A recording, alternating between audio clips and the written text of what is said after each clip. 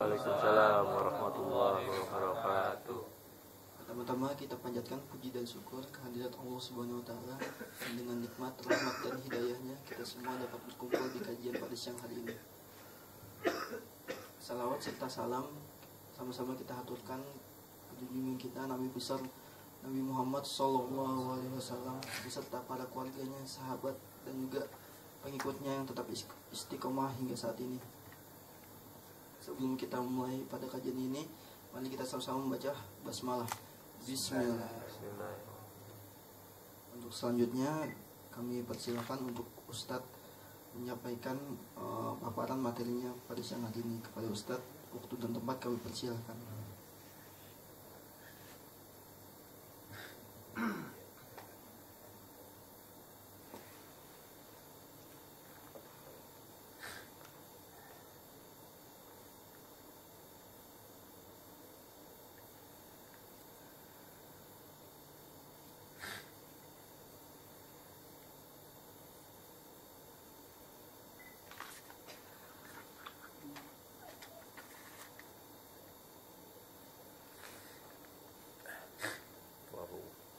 Baru juga dibuka.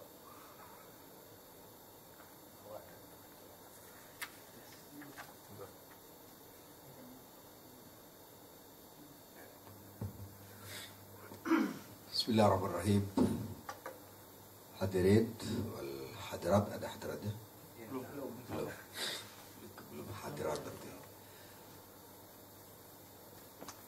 Uhayyukum bi tahiyatil Islam, tahiyatan mubarakah biidznillah subhanahu wa ta'ala. Assalamualaikum warahmatullahi wabarakatuh. Waalaikumsalam warahmatullahi wabarakatuh. Alhamdulillahilladzi farada as-siyam 'ala al-muslimin وجعله وسيلة للتقوى والعاقبة للمتقين. أشهد أن لا إله إلا الله وحده لا شريك له وأشهد أن محمدا عبده ورسوله الذي أرسله رحمة مهداة العالمين. وقد قال الله سبحانه وتعالى في كتاب العزيز وهو أصدق القائلين: أعوذ بالله من الشيطان الرجيم، بسم الله الرحمن الرحيم. شهر رمضان الذي أنزل فيه القرآن هدى للناس وبينات من الهدى والفرقان فمن شهد منكم الشهر فليصم ومن كان مريضا أو على سفر فعدة من أيام أخرى يريد الله بكم اليسر ولا يريد بكم العسر ولتكملوا العدة ولتكبروا الله على ما هداكم ولعلكم تشكرون. وإذا سألك عبادي أني فإني قريب أجيب دعوة الداعي إذا دعان فليستجيبوا لي وليؤمنوا بي لعلهم يرشدون. اللهم صل وسلم على النبي الكريم محمد صلى الله عليه وسلم وعلى آله وأصحابه أجمعين. Hadirin wal hadirat rahimakumullah. Hari ini kita memasuki Ramadan yang ke berapa? 17 alal khilaf ya.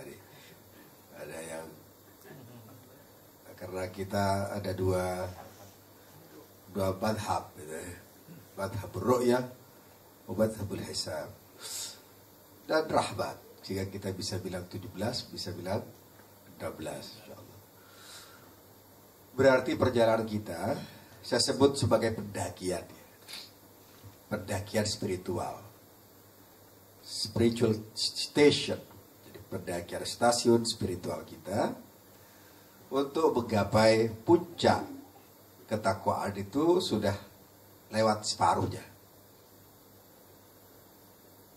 Pertanyaannya adalah apakah pada saat menjelang atau lewat seperempat ini spiritual kita terengah atau malah masih kuat nafasnya. Jadi kalau dalam bahasa kalangan mutasawwifin, para tasawuf itu ada yang disebut maqamat. Maqamat itu adalah tangga dari satu titik ke titik yang lain untuk mencapai puncak. Di Ramadan ini kita sepakat karena Allah Subhanahu wa taala berfirman bahwa tujuan puncak dari Ramadan itu adalah la'allakum tattaqun. Saya sering menyampaikan bahwa la'alla disebut harfur raja. Harfur raja itu huruf harapan. Jadi bukan huruf otomatis. La'allakum tattaqun. Semoga kemungkinan gitu. Dengan puasa itu kamu bertakwa. Jadi kata la'alla ini dalam bahasa Arab disebut harfur raja. Hope leader. Apa namanya? Huruf yang memberikan harapan terhadap kita semua. Sebab Rasulullah SAW juga menyampaikan, kata Rasulullah SAW, bid sa'ibin laisa lahu bid siyabihi ilal ju' wal 'atash. Hafalah hadisnya ya. Nanti ada lomba hadis. Lomba hadis Ramadan.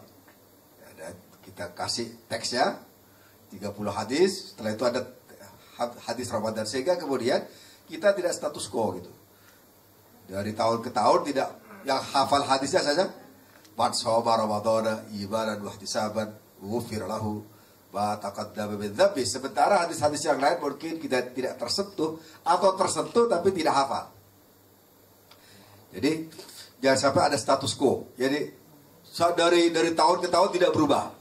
Termasuk hafalan surat Al-Baqarah atau surat ayat puasa kita hafal adalah ya ayyuhalladzina amanu kutiba alaikumus syiyam kama kutiba alal ladzina min qablikum la'allakum tattaqun ayyaman ma'dudat. Setelah itu stop. Itu namanya shaibin status quo. Orang puasa tidak pernah beranjak dan puas dengan apa yang dicapai pada saat itu. Hadirin-hadirat rahimakumullah, kali ini kita akan berbicara tentang, sama-sama berbicara tentang kenapa kita harus akrab dengan Al-Quran. Alhamdulillah kita sekarang banyak dihibur dengan ada hafid Indonesia ya. Itu yang sangat luar biasa. Ada anak kecil yang 5 tahun berapa? 5 tahun 5 bulan sudah hafal 29 juz, bukan juz 29, tapi 29 juz. Ini satu hal yang menarik dan fenomenanya sangat luar biasa. Kalau di Arab mungkin ya, tapi ini terjadi di Indonesia dan secara spesifik di Bangka, di sebuah provinsi yang kecil yang jauh dari peradaban. Ya. Malah saya berpikir semakin jauh orang dari peradaban modern yang rusak ini, untuk menghafal lebih banyak. Untuk lebih menghafal Quran itu lebih gampang daripada orang setiap hari main gaget, sehingga terkaget-kaget spiritualnya itu. Ya. Tiap hari main apa namanya, smartphone. Kalau dulu kita kan stupid phone itu. Ya. Sekarang jadi smartphone. Kita aja yang cerdas teleponnya, yang tidak cerdas kita aja gitu. Kalau dulu pada saat tidak ada alat-alat modern yang mengantarkan kita untuk sarana komunikasi, sarana pembelajaran lebih gampang, malah menghafalnya lebih gampang, lebih mudah. Seperti Al-Quran misalnya. Orang-orang dulu hafalnya 7 tahun sudah hafal, 10 tahun sudah hafal. Tapi sekarang 40 tahun belum hafal, bahkan just 40 pun, 30 pun belum hafal. Karena kata para ahli usul itu, kullama ittasa'atil umur daqa. Setiap sarana yang banyak bisa saja menyempitkan kita semua. Dan setiap sarana yang sempit biasanya menggampangkan kita. Maksudnya begini. Kalau Imam Syafi'i kenapa hafal Quran? Karena dia tidak banyak sarana yang bisa dilakukan. Kalau kita sekarang mau cari ayat sekian tinggal pencet kan? Tinggal pencet. Saya surat Toha-nya dipencet, keluar Toha. Kalau dulu orang-orang terdahulu hafal Quran itu kan di dalam kepala semua. Kalau kita di luar kepala. Baru baru buka gitu. Dulu di dalam kepala semua, begitu diketok mereka keluar Al-Qurannya. Bapak Ibu Barakallah, Ramadan ini salah satu keistimewaannya adalah diturunkannya Al-Quran. Allah Subhanahu wa taala berfirman, "Syahrul Ramadan alladzi unzila fihi al-Quran." Syahr Ramadan alladzi unzila fihi al-Quran hudan lin-nas wa bayyinatin minal huda wal furqan. Syahrul Ramadan alladzi unzila fihi al-Quran. Bulan Ramadan yang di dalamnya diturunkan Al-Quran. Saya tanya nih Bapak Barakallah, kalau Imam Syafi'i dulu hafal Qurannya itu 60 kali sebulan, Ramadan khususnya ya. Ibu berapa nih Bu? Sudah 2-3 kali? Atau jangan-jangan 2 juz? Ya? Kita kadang-kadang target mencapai 2 atau 3 atau 1, tapi seringkali kita kompromi terhadap diri kita sendiri.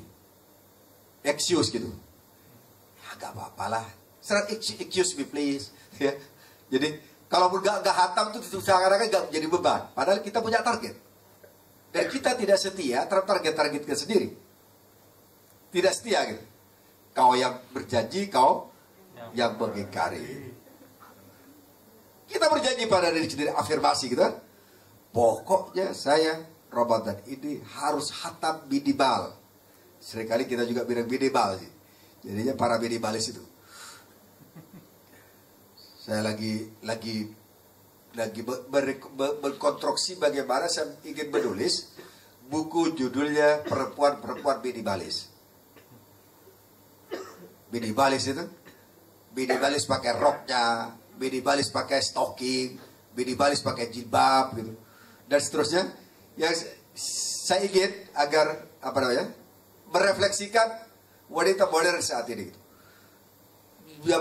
Jilbabnya oke, tapi bawahnya stocking ada. Ya. Jilbabnya oke, tapi bajunya super ketat, super woman. Subhanallah. Syahrul Ramadan alladzi unzila fihi al-Quran. Bulan Ramadan yang itu di dalamnya diturunkan Al-Quran. Untuk apa? Hudan linas. Ini yang seringkali kenapa kita tidak bergairah untuk membaca Al-Quran itu karena kita seakan-akan tidak mendapatkan benefit dari apa yang kita baca. Padahal disebutkan dalam sebuah penelitian oleh Profesor Dr. Al-Qadi di California University, kalau nggak keliru, bahwa orang-orang yang sering mendengar Al-Quran itu hatinya lebih tentram daripada orang-orang yang tidak pernah mendengarkan Al-Quran.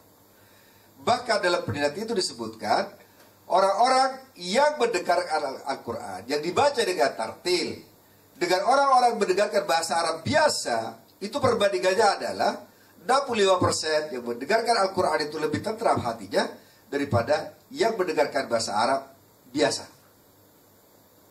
Sebab beda, Ibu Barakallah. Makanya rumah kita jadikan rumah Quran, Baitul Quran. Rumah kita itu pagi-pagi sebelum sahur setel Quran. Kita semangat kalau mau nonton apa? Nonton Jerman sama Argentina itu jam 2 sudah bangun dan melek terus kan. Padahal kita tidak apa benefitnya apa, hanya kesenangan saja, teriak-teriak, ya. Bahkan Bapak Rahmatullah, kita karena kita tidak tahu benefit apa yang kita dapatkan dari tilawatul Quran itu, seringkali kita tidak bergairah untuk membaca Al-Quran. Bahkan Bapak Rahmatullah dan ibu-ibu terhormat, anak-anak kita itu dipastikan adalah menjadi ahlul Quran. Ada yang dekat dengan Al-Quran. Di rumah disediakan Quran untuk anak-anak kita. Dan dipastikan ibu-ibu rahmatullah menjadi mentor utama terhadap anak-anak kita, agar mereka akrab dengan Quran. Saya kemarin berangkat ke Los Angeles dan kemudian di Houston. Itu ada Indonesia atau ada Muslim di Amerika itu ada apa yang disebut dengan Quranic Studies. Jadi kalau di kitanya tahsin gitu ya, tahsin. Besok insya Allah ada lomba tahsin. Itu sebenarnya lomba terendah loh, tahsin itu. Biasanya ada lomba apa? Hifat, tahfidz, ada lomba kandungan Al-Quran. Saya baru dapatkan di lomba tahsin di Indosat ini. Gak biasanya itu lomba tahsin itu. Tapi yang biasanya berbeda itu bagus. Tidak ada tempat lain itu, unik gitu ya. Jadi namanya lomba musabaqah tahsin Quran. Kalau biasanya kan musabaqah tilawatil Quran, musabaqah dibbil Quran, abadul Quran. Di sini kita besok musabaqah tahsin Quran. Dan oke. Saya kira oke. Sebab kata Rasulullah SAW, barang siapa al-bahiruna fil qiraah atau kama qala Nabi SAW, barang siapa yang membaca Al-Quran wa hum bahirun, dan mereka itu baik bacaannya, fa ba'a al-kirabil barara, bersama para malaikat-malaikat di surga. Sementara orang-orang yang yatalanjalan, yang bacaannya tersandung-sandung, kata Rasulullah SAW, falahu ajran, memiliki dua pahala. Jadi biasanya Ibu Barakatuh, Rasulullah sering memberikan kabar gembira terhadap siapa saja. Yang bagus bacaannya diberi kabar gembira, yang tidak bagus juga diberi kabar gembira. Sama dengan anak-anak kita. Kalau ada anak kita yang tidak terlalu bagus, kasih kabar gembira mereka.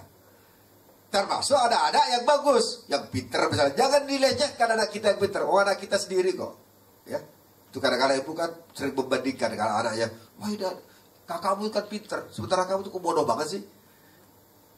Itu namanya apa? Membunuh anak kita sendiri. Ya, kita melahirkan, kita juga membunuh.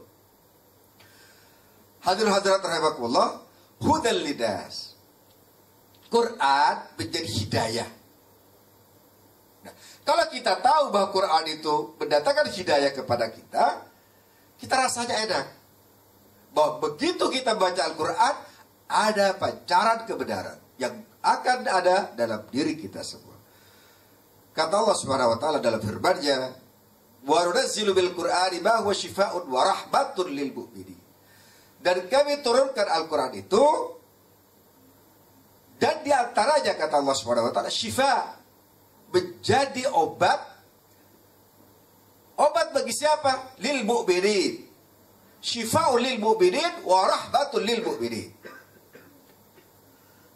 Saya membaca sebuah artikel, sebuah perkataan ulama yang menyebutkan, barang siapa yang di dalam rumah tangganya dibacakan Al-Quran, maka di rumah itu bisa dipastikan akan muncul kebahagiaan. Dan barang siapa yang di rumahnya tidak pernah dibacakan Al-Quran, maka sesungguhnya rumah itu gampang untuk terkena guncangan. Termasuk saat ini Ibu Barakallah terhormat, orang-orang sekarang kan sedang selingkuhan itu.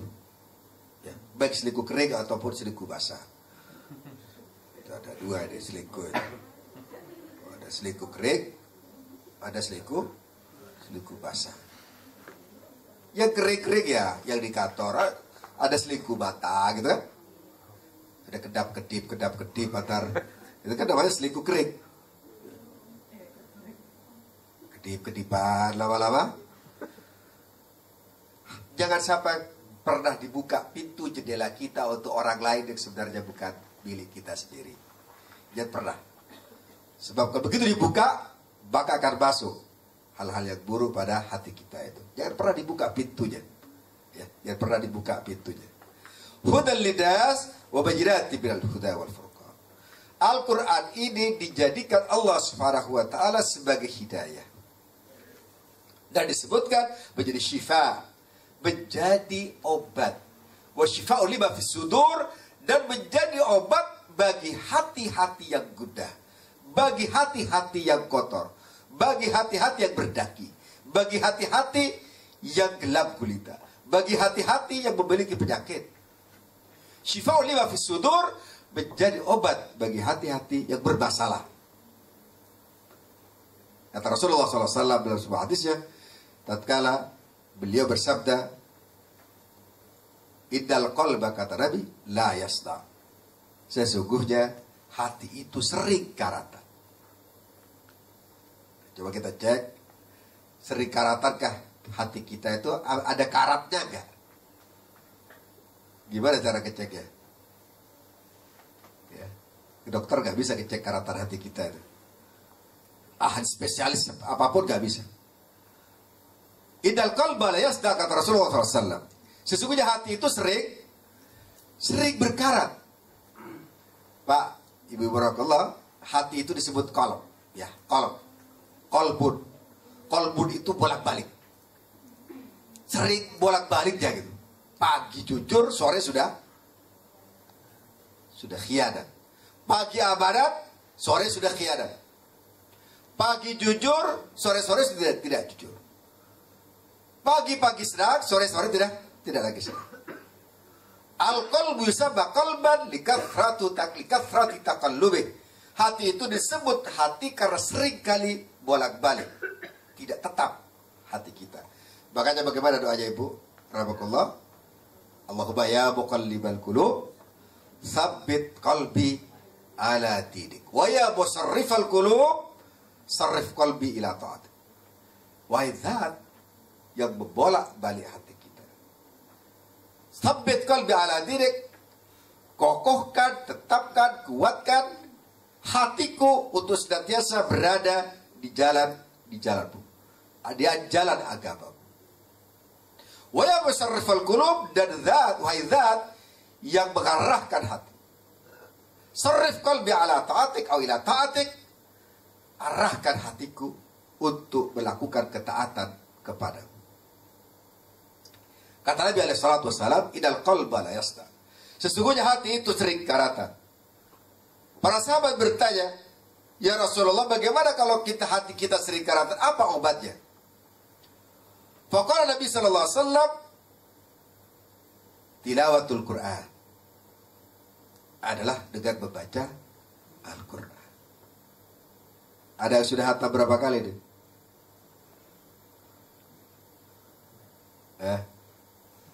Alias berapa nih? 2 kali, alhamdulillah. Baru sekali, alhamdulillah. Sudah boleh lagi ya, kedua ya? InsyaAllah. Kalau sudah mulai, jangan bilang InsyaAllah, alhamdulillah. Kalau InsyaAllah ke depan. Ya.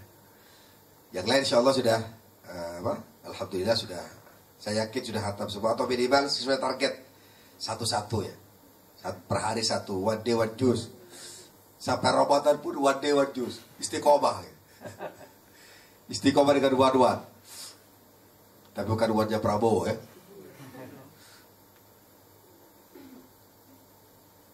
Innal qalba la yasda, kata Rasul. Wa ma jalauha ya Rasulullah. Bagaimana cara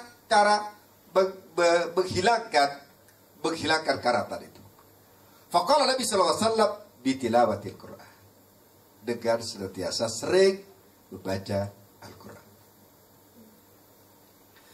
Kalau kita tahu bahwa Quran itu memiliki fungsi yang sangat luar biasa dalam menjernihkan hati kita, maka kita akan tidak segan-segan untuk merapat dan mendekat dengan Al-Quran itu.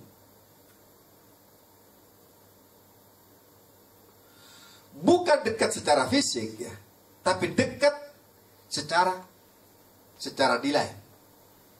Kalau kita secara fisik banyak, bahwa Qurannya mungkin ada 10 biji gitu kan, ada 12, ada 6, setiap Quran baru dibeli gitu kan.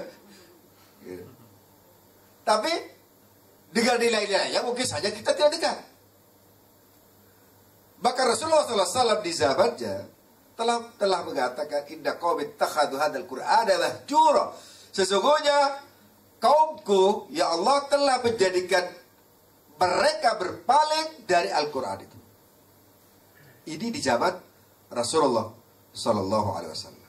Apalagi pada saat ini di mana teknologi sangat luar biasa canggihnya, di mana tidak ada batas-batas dunia yang menghalangi kita, di mana dunia seakan-akan menjadi global village, menjadi desa buana, yang di mana kita pada saat ini berada di Indonesia, tapi kita bisa menyaksikan apa yang terjadi di belahan dunia manapun. Nah, mungkin kita semakin banyak halangannya yang disebut oleh Imam Ghazali dalam buku-bukunya disebut sebagai sitar atau hijab yang menghalangi kita dekat dengan Allah Subhanahu wa taala. Bapak rahmatullah, tatkala kita tahu bahwa Al-Quran memberikan hidayah kepada kita, memberikan guideline terhadap kita semua, maka kita yakin dan pasti yakin bahwa kita akan bersemangat, bergairah dan antusias untuk senantiasa berdekatan dengan Al-Quran. Seperti kita lah, kalau kita punya tujuan tertentu, target tertentu, biasanya pengejarannya luar biasa. Pada saat kita jatuh cinta atau ngelamar seseorang gitu kan, dengan cara apapun, tidak punya duit pun maju juga. Ya. Karena kenapa? Karena kita tahu benefitnya, karena kita tahu fungsinya, karena bahwa itu menjadi target kita. Tatkala kita tahu bahwa Al-Quran menjadi hudal linnas wa bayyinatin minal huda wal furqan, Allah Subhanahu wa taala menyebutkan Al-Furqan. Al-Furqan. Furqan itu dari kata farraqa yufarriqu tafriqan wa furqan. Al-Quran yang kita baca bisa mendatangkan sikap furqan terhadap seseorang yang membacanya. Furqan itu begini Pak, alladzi yufarriq bil haqqi wal batil, yang mampu membedakan antara kebenaran dan kebatilan dengan sangat gampang. Gini, kalau kita dapat sogoan, itu kita radarnya gampang mendetek. Ini nggak boleh. Radar rohani kita, spiritual kita gampang mendetek ini boleh atau tidak boleh. Tatkala kita ingin berdoa dengan seorang wanita yang bukan muhrim kita, ada radar furqan yang kemudian menghentak kita, memperingatkan kita, oh nggak boleh, kamu nggak boleh. Jangan duduk dengan seorang wanita berduaan, karena ketiganya adalah syaitan. Furqan.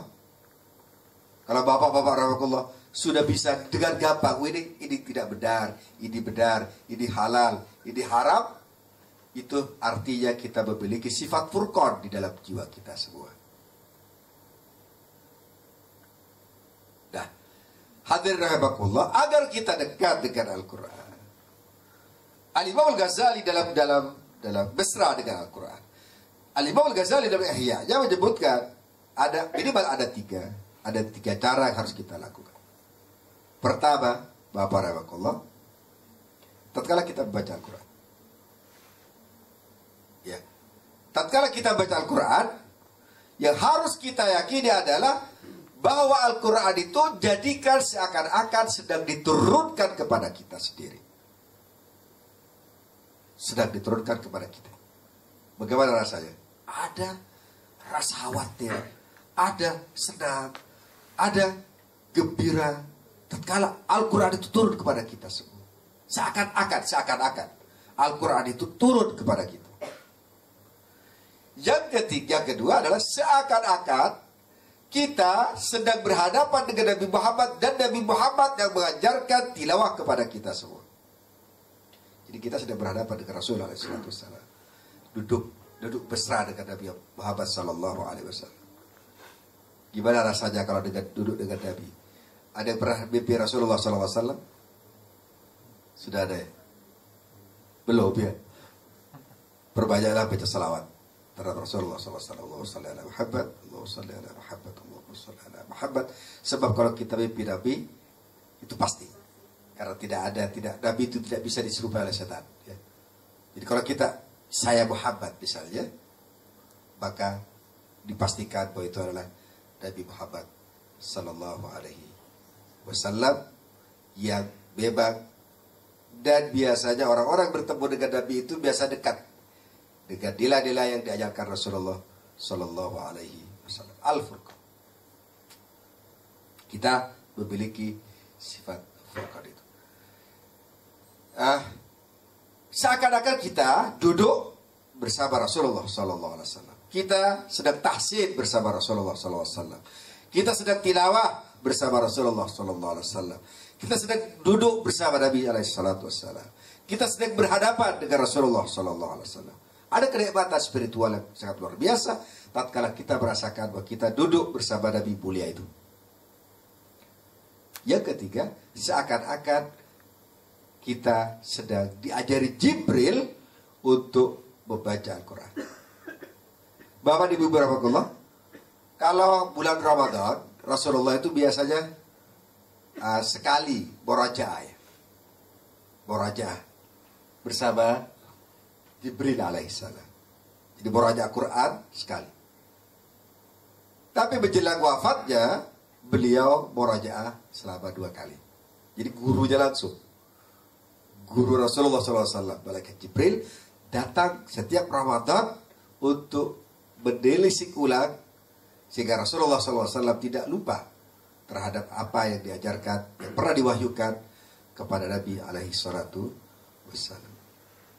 Bapak Rahmatullah, yang keempat adalah hendaknya kita begitu membaca Al-Quran, maka yakinlah bahwa seluruh perintah dan larangan dalam Al-Quran itu adalah untuk kita. Artinya, tatkala kita diperintah Allah Subhanahu wa taala, aqimis salata, inna salata kanat 'alal mu'minina kitaban mawquta.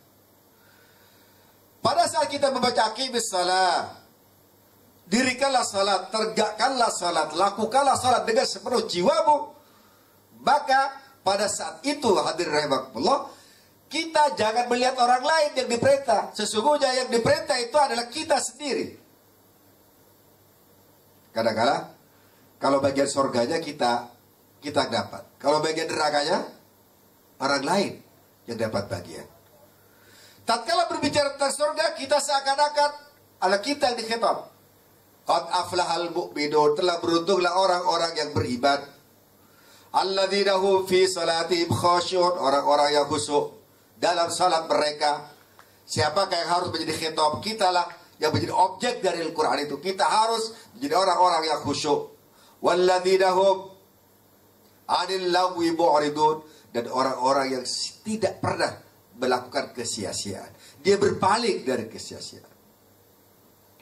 Untuk siapa ayat-ayat ini? Ayat-ayat ini adalah untuk kita sendiri. Sehingga kemudian kita menjadi darah kita, semangat kita, kemudian spirit kita, jiwa kita seakan-akan berjalan bersama Al-Quran.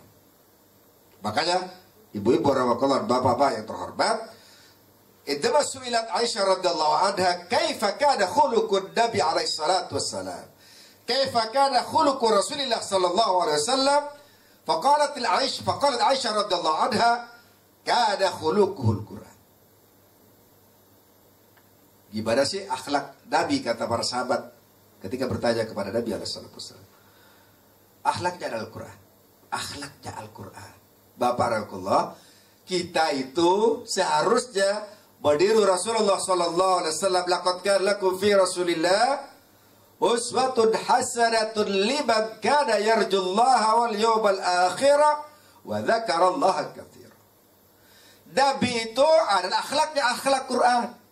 Cara bicaranya bicara dengan cara yang diajarkan Al-Quran. Berjalannya cara berjalan Al-Quran. Kata Allah Subhanahu wa taala firman-Nya, wa ibadur rahmanil ladzina yamshuna 'alal ardi hauna. Dan ibadur rahman, orang-orang yang taat kepada Allah, hamba yang maha rahman. Wa ibadur rahmanil ladzina yamshuna 'alal ardi hauna. Tatkala berjalan di muka bumi ini, mereka berjalan dengan tidak menyombongkan diri. Rasulullah tidak pernah menyombongkan diri tatkala berjalan. Tidak ada busuk dadanya. Tidak ada busuk dada Rasulullah sallallahu alaihi wasallam. Bahkan dalam Al-Qur'an, ya, waqsid fi masyik, waqdud min sautik, inda karal aswati la sautul hamir, sebagaimana wasiat Luqman. Waqsid fi masyik. Jalanlah kamu dengan sederhana di muka bumi itu. apapun jabatanmu, apapun posisimu, apapun kedudukanmu, apapun pangkatmu, apapun yang saat itu kamu berada, dalam kondisi apapun kamu berada, dalam menjadi apa pada saat itu kamu itu, maka adalah waqsid fi masjid, bersederhanalah dalam berjalanmu. Waghdud min sautik, jangan berkuar-kuar kamu tatkala ngomong. Jangan terlalu banyak, suaramu terlalu lantang tatkala tidak diperlukan. Waghdud min sautik inda karaswati la sautul hamir, karena sesungguhnya kata Allah Subhanahu wa taala, sesungguhnya suara yang paling buruk itu adalah suara keledai. Suara keledai kita jarang di sini dengar itu ya, tapi jelek. Suara keledai itu sungguh jelek. Bapak Rahmatullah, kada khuluqul Quran. Jadi kalau kita berjalanlah sesuai dengan perintah Al-Quran. Kalau kita ngomonglah sesuai dengan Al-Quran. Kalau perempuan ngomong, misalnya, ngomonglah sesuai dengan Al-Quran. Kalau ngomong dengan seorang laki-laki, jangan berdayu-dayu ngomongnya. Ya. Jangan dayu-dayu. Sebab laki-laki kalau dia ada dayu-dayunya itu berasuk ke dalam jantungnya. Bisa kelang keradonya itu, ke syarafnya.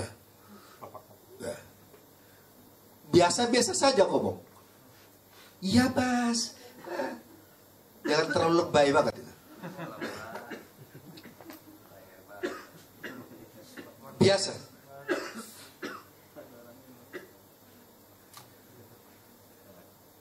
Bapak dan Ibu Barakallah. Oleh sebab itulah orang-orang Barat menyebut Nabi Muhammad SAW sebagai the living Quran, Al-Quran yang hidup, Al-Quran yang berjalan di tengah-tengah kita semua. Sebutannya apa? The living Quran, Al-Quran yang hidup. Ya. Nilai-nilainya berterefleksi dengan nyata pada Rasulullah SAW. Nilai-nilainya dengan sangat tampak ada pada Nabi SAW. Tatkala ngomongnya lembut.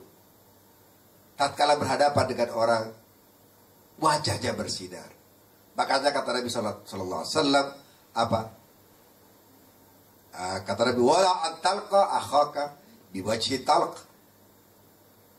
Berbuatlah kamu kepada saudaramu itu, walaupun kamu pada saat bertemulah dengan wajah yang sumringah, sedekah. Wajahnya wajah sumringah, jangan wajah kusut, gak enak dipandang. Begitu kata Assalamualaikum, ya siapapun, Assalamualaikum. Walaupun di rumah sudah banyak hutang, gak apa-apa, sumringah aja. Ya. Kredit banyak, kredit motor, kredit mobil, kredit rumah, semuanya berbunyi kredit. Tapi sumringah. Walau antalqa akhaka biwajhi talq. Adalah kau berjumpa dengan saudaramu itu dengan wajah yang berbidar-bidar, wajah sumringah. Maka disebutkan bahwa Rasulullah, kalau kita ketemu dengan seseorang, salamanlah dengan dia. Rasulullah SAW tatkala salam ada kehangatan salamnya, kehangatan jumpanya. Rasulullah SAW ketika bertemu dengan sahabatnya, tidaklah ada seorang sahabat pun yang bertemu dengan Rasulullah, kata seorang sahabat, kecuali beliau akan mengulurkan tangannya dan dia tidak melepas tangannya sebelum aku melepas. Akhlak Nabi alaihi salatu wassalam. Bahkan sangat menarik, tatkala ada seorang Yahudi datang ke rumah Rasulullah SAW dan menyatakan, Assalamualaikum ya Muhammad. Assalamualaikum ya Muhammad. Assalamu itu celakalah engkau Muhammad. Kata Nabi SAW, wa alaikum. Apa artinya? Semoga kau mati juga, kata Rasulullah SAW. Wa alaikum. Tapi tidak menjawab, jawab waalaikumsalam. Wa alaikum. Semoga kau juga demikian, kata Rasulullah SAW. Aisyah marah-marah tuh. Ya Nabi. Ya Nabi Allah. Ala tasma' mada yaqul. Tidaklah kau mendengar apa yang dikatakan oleh orang itu? Bukankah dia menyatakan assalamualaikum? Bukankah dia menyatakan Assalamualaikum, kehancuran, kecelakaan dan kebutuhan bagi engkau Muhammad. Kata Nabi, saya dengar. Bukankah aku telah jawab dengan yang serupa dengan apa yang dia jawab, kata Rasulullah SAW. Ya, Assalamualaikum, waalaikum, kata Rasulullah SAW. Dengan damainya, ya, dengan damainya. Kalau kita lagi gimana? Kurang asem banget ya orang, gitu. Awas loh, apalagi orang Madura, celurit yang keluar itu. Carok. Ya. Kalau saya kan orang Madura nih, orang Madura. Tapi orang Madura itu bukan tukang carok, ya, tukang ceramah. Ya. Assalamualaikum. Aisyah saja, Aisyah dekat dengan Rasulullah SAW murka. Ya Rasulullah, kenapa sih dijawab? Gitu kan? Kenapa dijawab? Kata Nabi, dengan santainya.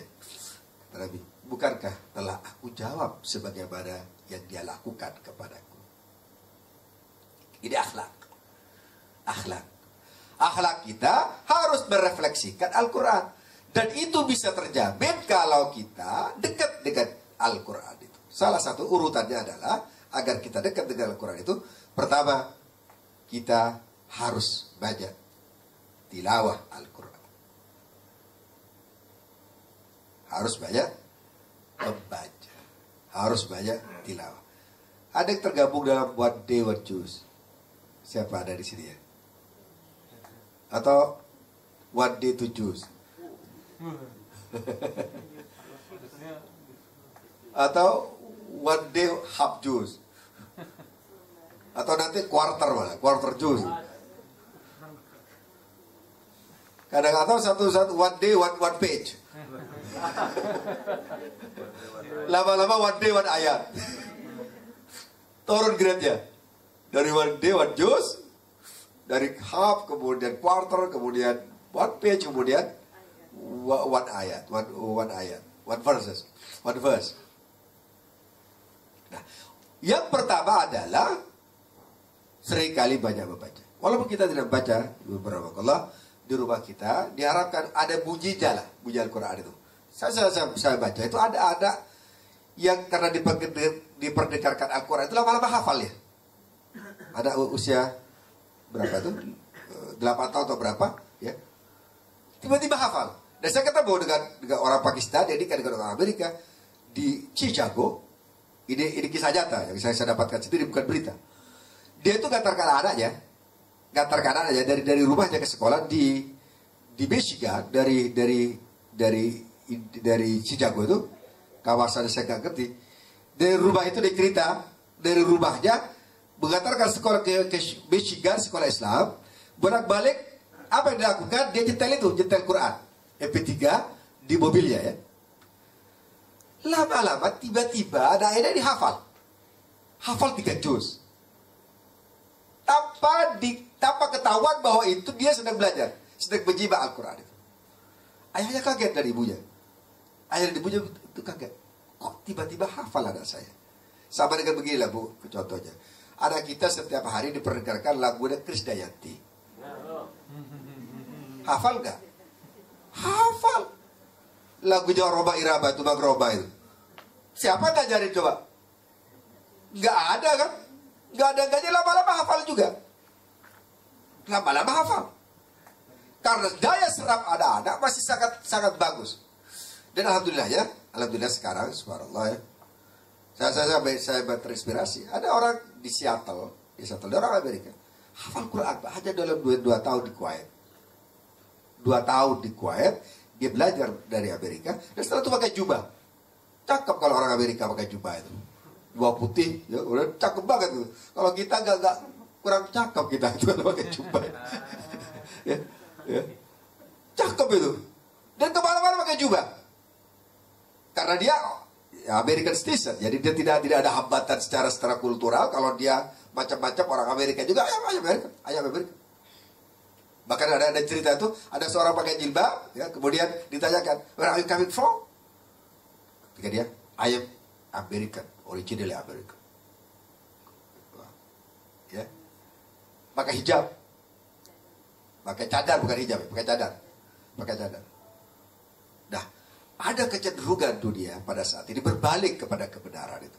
Dan salah satu kuncinya kenapa orang-orang dunia masuk Islam bukan dari sumber yang mana?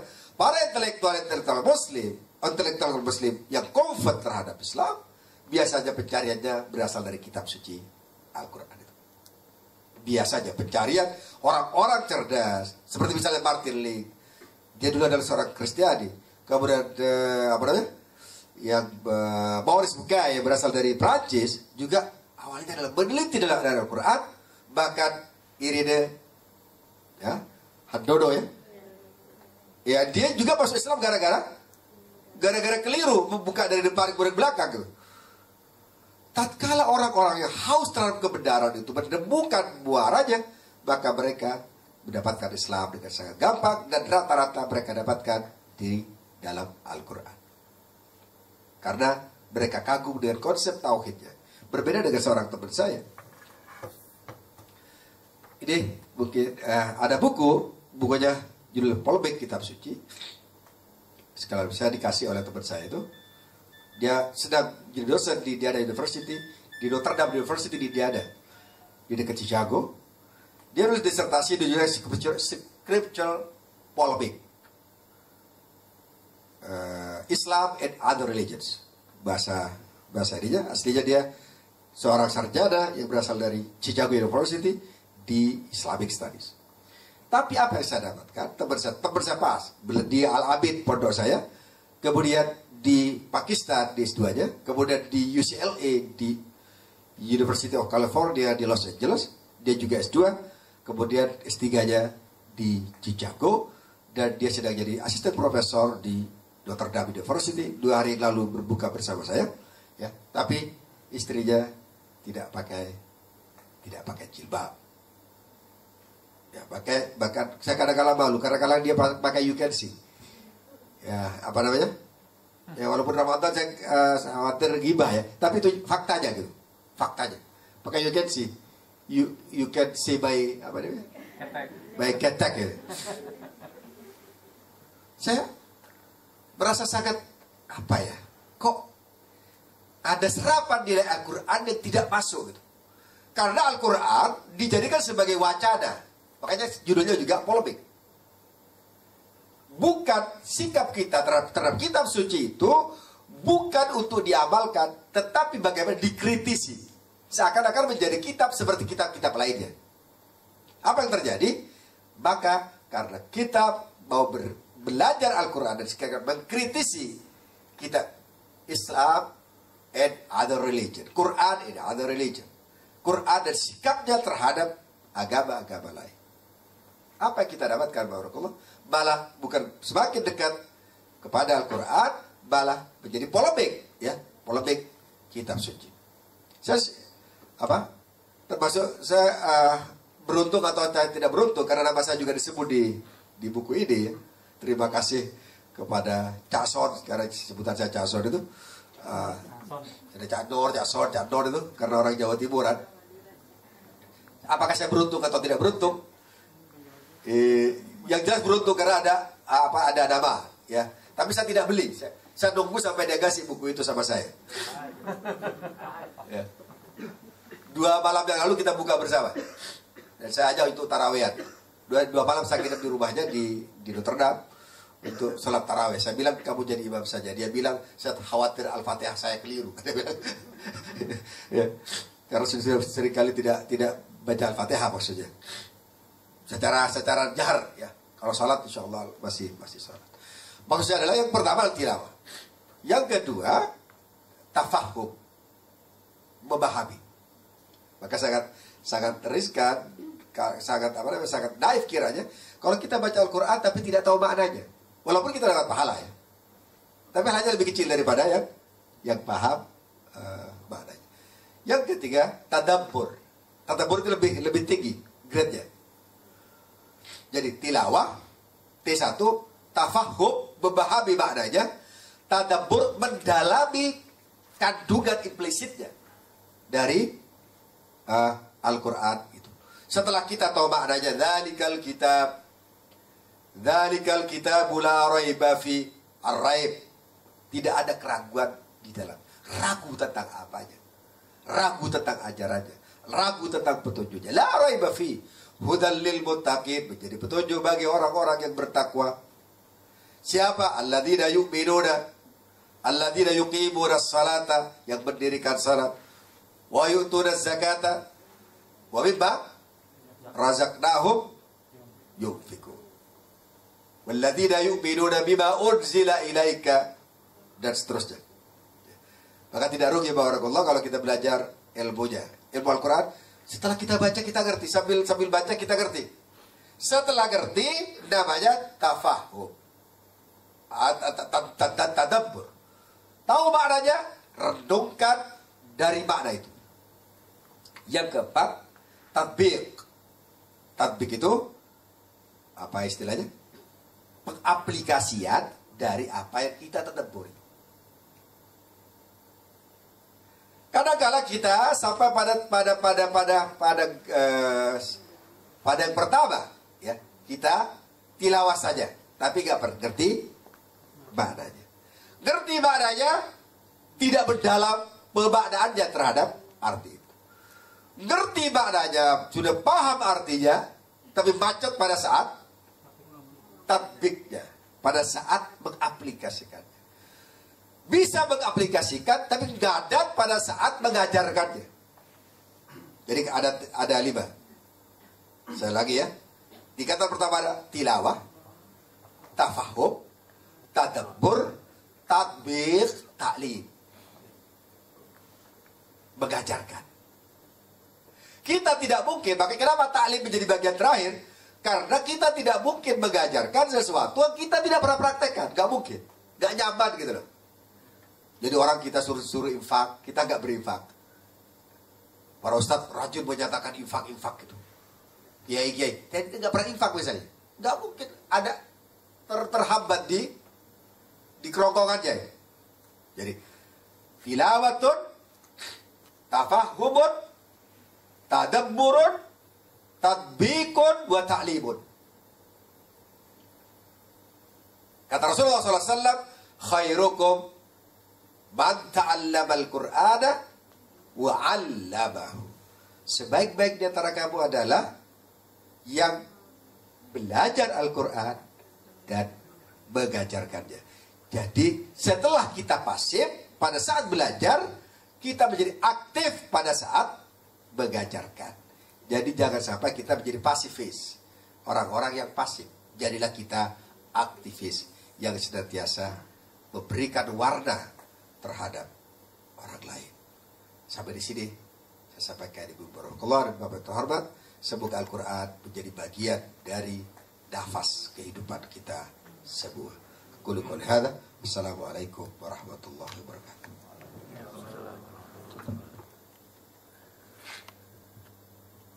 Terima kasih Ustaz atas pemaparan materinya pada siang hari ini. Untuk sesi selanjutnya, tanya jawab. 5 menit ya. Iya, maksimal 2 pertanyaan. Bagi yang bertanya dipersilahkan.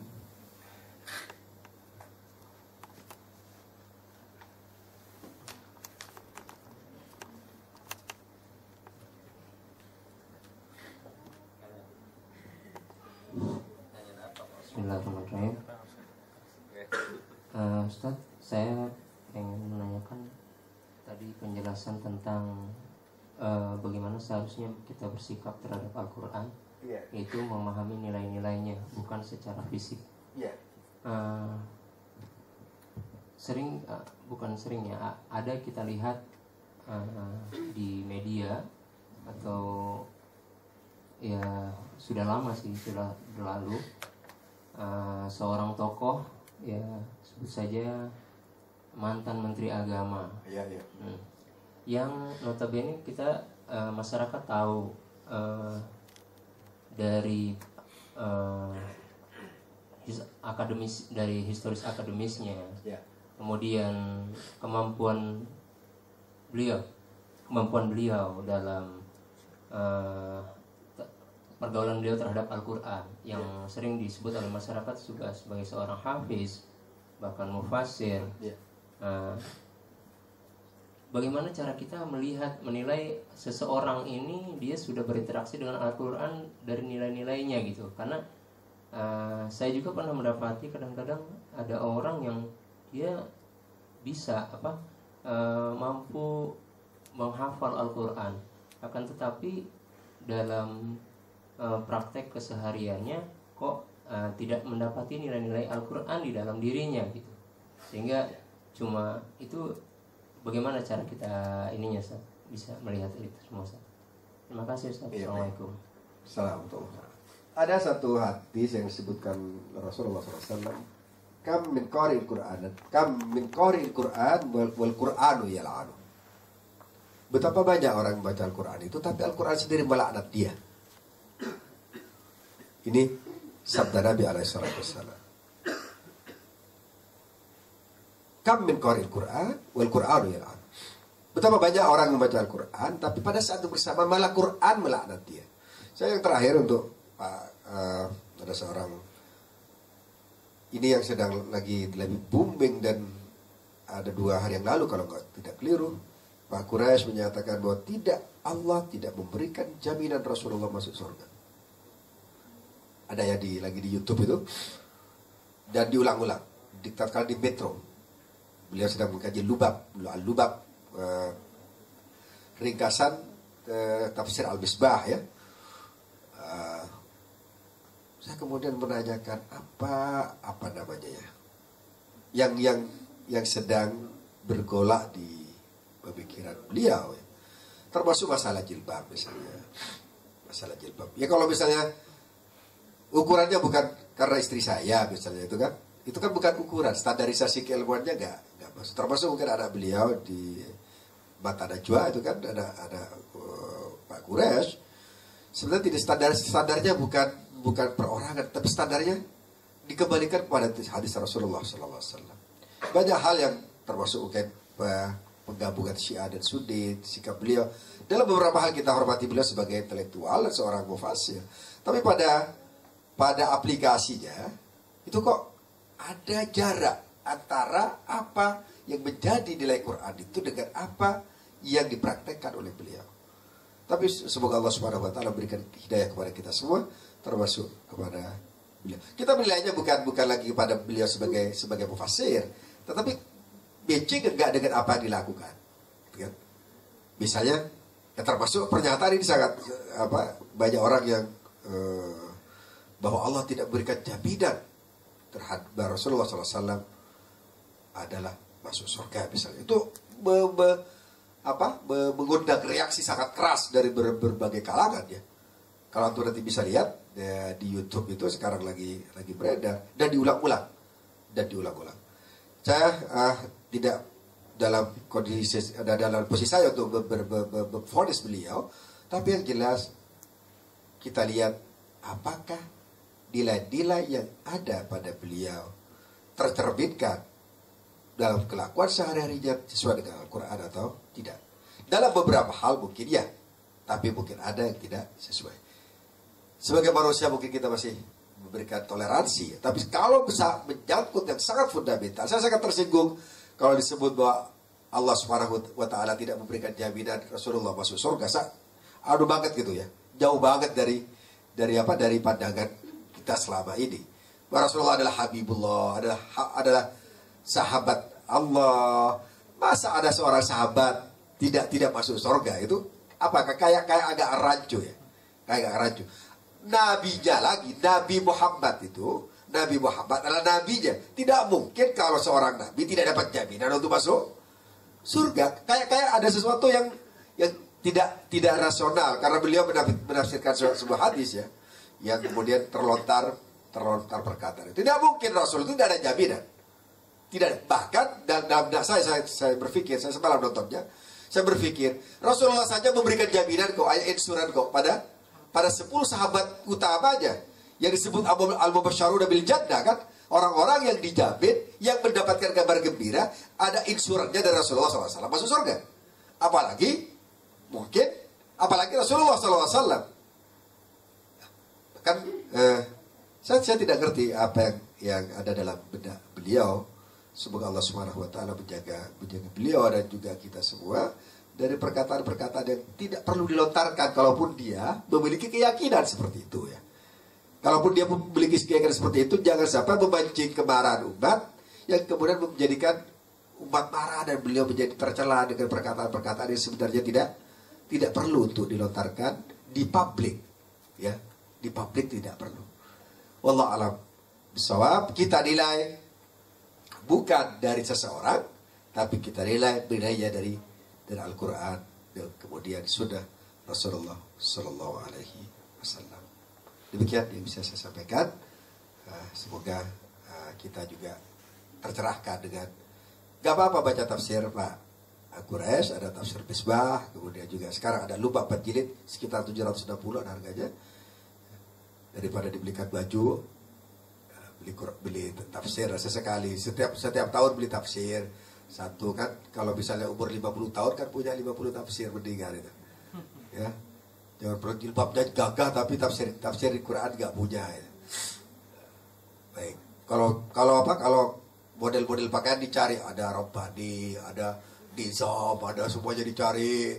Tapi sekarang buku apa yang terbit tafsir sekarang itu? Ya, terutama kalau ibu-ibu itu ya. Tapi kalau ibu-ibu cari yang murah biasanya tapi bagus. Barakallahu fikum insyaallah. Terima kasih Ustaz atas pemaparannya. Baik, ada yang ingin bertanya lagi? Ya.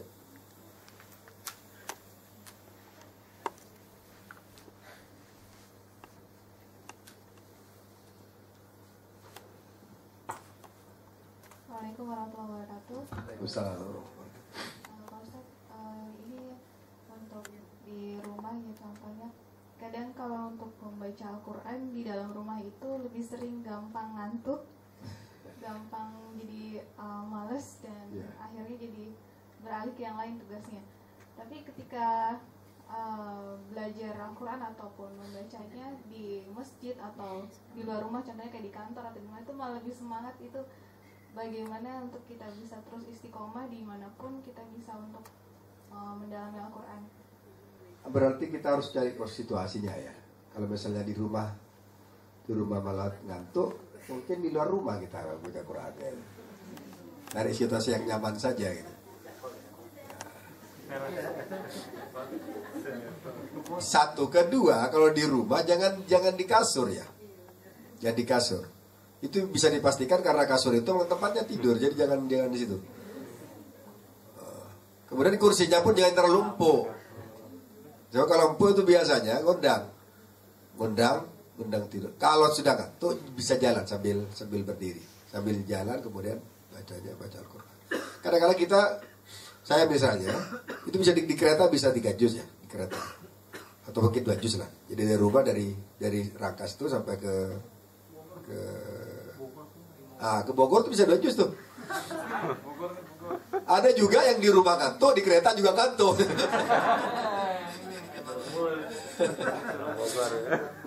Tidak di rumah, tidak di kereta, kantuk semua. Di kantor apalagi. Jadi mendingan kalau misalnya kita tahu di mana saya bersemangat atau antusias membaca Quran, masih punya nilai. Kayaknya kalau di kantor enak deh. Dipompa, dilompatkan energinya pada di kantor. Di rumah sini yang lain, gak apa-apa. Saat itu ada saatnya kita. Kayaknya kalau di rumah ini kok situasinya tidak bagus, keluar. Atau kalau ada beranda rumah, jadi beranda rumah, ya. Jangan di dalam rumah. Kalau yang sudah bersuami atau beristri, teknisnya gimana yang bersuami beristri itu?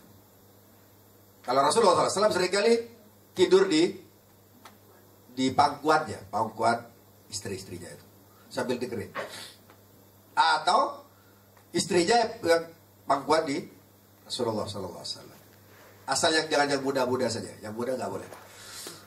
Yang nikah muda itu nggak boleh kata Rasulullah SAW. Sebab ada ceritanya begini. Ada seorang pemuda datang kepada Nabi SAW. Kaifa hal yajuzula, maknanya begini. Boleh nggak ya Rasulullah saya mencium istri saya pada saat Ramadan? Faqala Nabi SAW, la, nggak boleh. Datang kakek-kakek kepada Rasulullah SAW. Ya Rasulullah, boleh nggak saya cium istri saya pada bulan Ramadan? Oke kata Rasulullah, silahkan aja. Kenapa? Sebab pemanasannya lambat. Mesinnya sudah tidak terlalu aktif pada untuk yang kakek-kakek, kata Nabi sallallahu alaihi wasallam. Jadi Rasulullah tahu ya kalau kakek ini menciumnya sudah bosan juga sudah selesai. Tapi kalau yang masih muda, kata lah, berbahaya. Tidak boleh seorang yang masih muda mencium istrinya pada saat Ramadan. Apakah batal, Ustaz? Tentu saja Rasulullah tidak bilang batal, hanya darul mafasid muqaddamun ala jalbil masalih. Mencegah sesuatu yang kemungkinan terjadi itu lebih baik daripada mencari maslahat. Ya, jadi yang masih muda-muda Ramadan jangan di siang hari. Kalau setelah buka oke lah, buka. Satu lagi Ustaz. Ya silakan. Kalau untuk yang perempuan ini, kalau dalam baca Al-Quran lebih baik memang harus memakai jilbab dan lengan panjang sama baju panjang, atau boleh tidak menggunakan jilbab? Nah, lebih baik. Karena kenapa? Ihtiraman di Quran, menghormati Quran, mensituasikan. Kadang-kadang begini loh, kalau kita nggak pakai pakaian resmi, itu nggak ada suasananya. Jadi misalnya kita nggak pakai kerudung di rumah ya, kemudian mungkin pakai celana sampai di sini gitu. Boleh baca Quran, boleh. Tapi suasananya nggak dapat suasana hatinya, nggak nyambung dengan Quran itu ya, nggak nyambung. Maka tatkala kita baca Quran menghadap kiblat, maka pada saat seorang baca Quran menghadap kiblat, gitu, salah satu sunnahnya menghadap kiblat agar kita mensuasanakan hati kita, termasuk wudhu. Boleh seseorang tidak berwudhu ala ikhtilaf. Ada beberapa pendapat yang menyatakan boleh dan tidak boleh. Tapi begitu kita wudhu ada suasana baru. Beda kalau kita wudhu dengan tidak wudhu. Atau kita tatkala pakai mengajar di rumah nih, pakai baju segini, kemudian dengan jilbab atau mungkin pakai mukena, itu beda. Rasanya ya, cita rasanya itu berbeda. Apakah boleh atau tidak boleh? Boleh saja. Boleh. Tapi ihtiram Al-Quran, untuk menghormati Al-Quran, kita lebih pantas dan chemistry kalau kita mensuasanakan dengan pada saat kita sedang menutup aurat secara penuh. Gitu. Ya.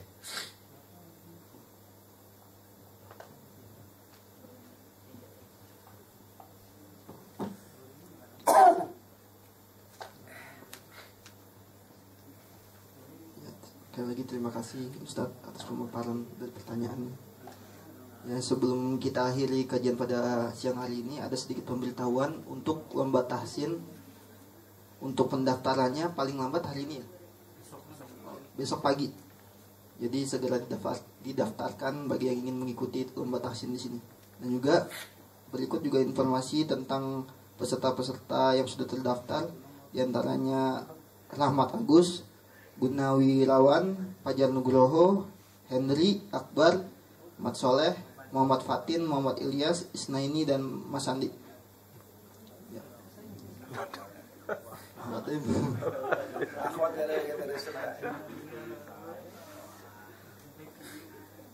Baik, mari kita sempurnakan kajian pada siang hari ini dengan membaca hamdalah. Alhamdulillahirabbil alamin. Lanjutkan dengan doa penutup majelis.